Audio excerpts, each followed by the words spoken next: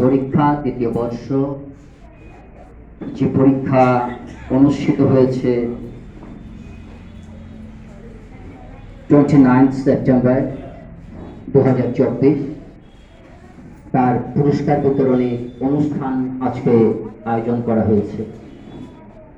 প্রথমেই আমি আজকের এই শুভ শিক্ষা বিষয়ক, শিক্ষা সচেতনতা বিষয়ক যে কর্মসূচি, তার কর্ণধার যারা, মূলত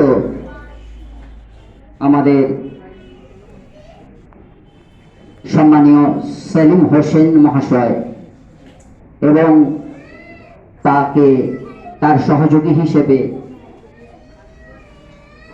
মৃণাল কান্তি রায় মহাশয় এবং অন্যান্য সহযোগী যারা রয়েছেন তাদেরকে, এবং মঞ্চে উপবিষ্ট গুণীজন আমার ডান দিকে এবং বাঁদিকে উপবিষ্ট রয়েছেন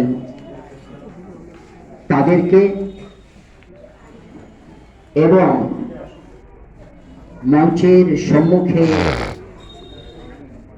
যে সুধী নাগরিক,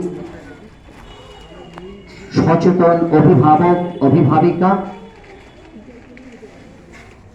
এবং সংশ্লিষ্ট ভাই বোনেরা যারা আজকের এই অনুষ্ঠানকে সার্বিক সম্পূর্ণ করে তুলতে সার্বিকভাবে সহযোগিতা করছেন, সকলকে অনেক অনেক শুভেচ্ছা এবং অভিনন্দন জ্ঞাপন করছি। আজকের এই অনুষ্ঠানে আমন্ত্রিত হয়ে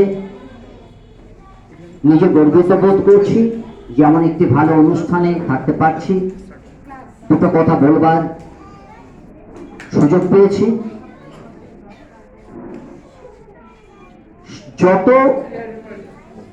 আমাদের যত কাজকর্ম রয়েছে মানুষের মানব জীবনে, তার মধ্যে সর্বশ্রেষ্ঠ কাজ হলো মানুষ গড়ার কাজ। সেটা শিক্ষকরা করে থাকেন। তো সেই মানুষ গড়ার কাজ, এই যে আয়োজনটা, প্রতিভা প্রকাশ পরীক্ষার যে আয়োজন, এটাও কিন্তু শিক্ষা জগতের অন্যতম একটি কাজ। স্কুলেরও কাজের সঙ্গে কাজের খুব বেশি তফাৎ নেই। তফাৎ এইটুকু আছে যে এখানে প্রতিভাধর যারা, তাদেরকে বেছে তুলবার একটা চেষ্টা করা হয়, পরবর্তীতে তাদের একটা সাপোর্ট দেওয়ার, কিভাবে দেওয়া যায় সেই ভাবনাটা এর সঙ্গে যুক্ত। তো সম্পূর্ণ শিক্ষা বিষয়ক একটা সাবজেক্ট। তো এই কাজটি, শিক্ষা বিষয়ক কাজটি এই কারণেই শ্রেষ্ঠ যে একটি সমাজের বৃহত্তর ক্ষেত্রে, দেশের, রাজ্যের, যাই হোক না কেন, তার কর্ণধার কিন্তু ভবিষ্যতে এই ছোট ছোট ছেলেমেয়েরাই হবে। আজকে যারা বিলো 1 থেকে তাদের শিক্ষা পথের যাত্রা শুরু করেছে, পরবর্তী সময়ে তারা স্কুল কলেজের গণ্ডি পেরিয়ে এক সময় তারা হয়তো একাডেমিক ক্ষেত্রে ডক্টরেট হবে, কিংবা ডাক্তার ইঞ্জিনিয়ার হবে, কিংবা সায়েন্টিস্ট হবে, কিংবা দেশের কর্ণধার, দেশের পরিচালক হবে। সকল মায়েরাই, সকল বাবারাই এই স্বপ্নটা দেখে থাকেন যে আমার ছেলে, আমার মেয়েটা একদিন যেন এমন একটি জায়গায় পৌঁছায়।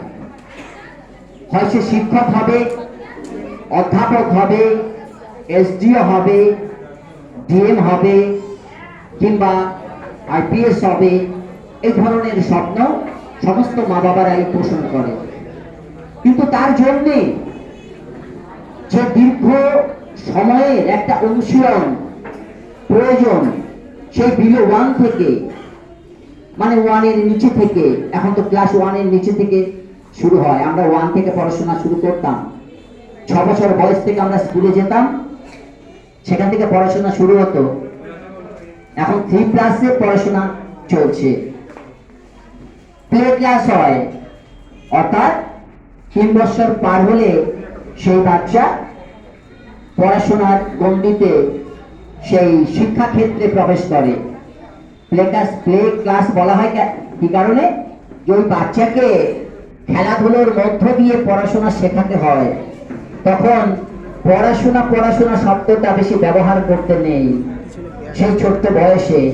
যখন তার বয়স 3-4, তখন পড়াশোনা শব্দটা যেন তার কাছে একটা ভার, একটা বোঝা না হয়ে দাঁড়ায়, পড়াশোনা শব্দটা একটা ভীতি সৃষ্টি না করে। কারণ ভীতির মধ্য দিয়ে কোন প্রকৃত শিক্ষা অর্জন করা যায় না। যে আমার কখন মা বকবে, বাবা বকবে, ওই বয়সটা খুব ছোট্ট বয়স থাকে। তাকে খেলাধুলার মধ্য দিয়ে কিভাবে শিক্ষা দিয়ে বড় করতে হয় তা শিক্ষকরা জানেন।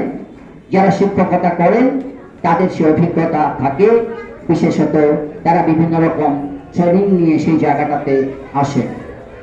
তো এটুকু বলে শেষ করব যে আজকে এই যে সমাজ তৈরি,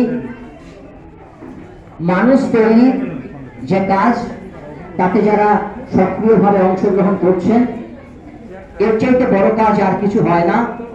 আপনারা যারা অভিভাবক অভিভাবিকা, তারা কিন্তু তাদের দিকেই তাকিয়ে থাকেন যারা মানুষ গড়ার কাজে, অর্থাৎ এই শিক্ষক শিক্ষিকা এবং শিক্ষা জগতের যারা সক্রিয় কর্মী। আজকে যারা এর উদ্যোক্তা, তারা যদি শিক্ষক এখানে নাও হন, তারা কিন্তু শিক্ষা জগতের একজন সক্রিয় কর্মী কিংবা কর্ণধার।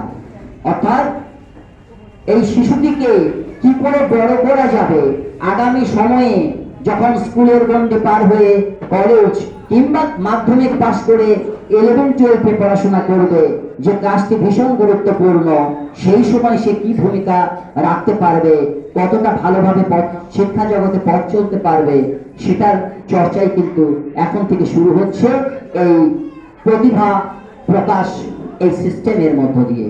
আমি সকলকে অনেক অনেক ধন্যবাদ জ্ঞাপন করছি যারা এই প্রচেষ্টাকে এগিয়ে নিয়ে যাচ্ছেন এবং অনুশীলন করছেন এবং সমগ্র সমাজকে আলোর পথ দেখাতে চেষ্টা করছেন। তাদের সকলকে, উপস্থিত বিশিষ্টজন এবং আপনারা যারা রয়েছেন আমার সম্মুখে, গুণীজন সুধীজন, সকলকে ধন্যবাদ জানিয়ে, নমস্কার জানিয়ে আমি আমার কথা শেষ করলাম। ধন্যবাদ।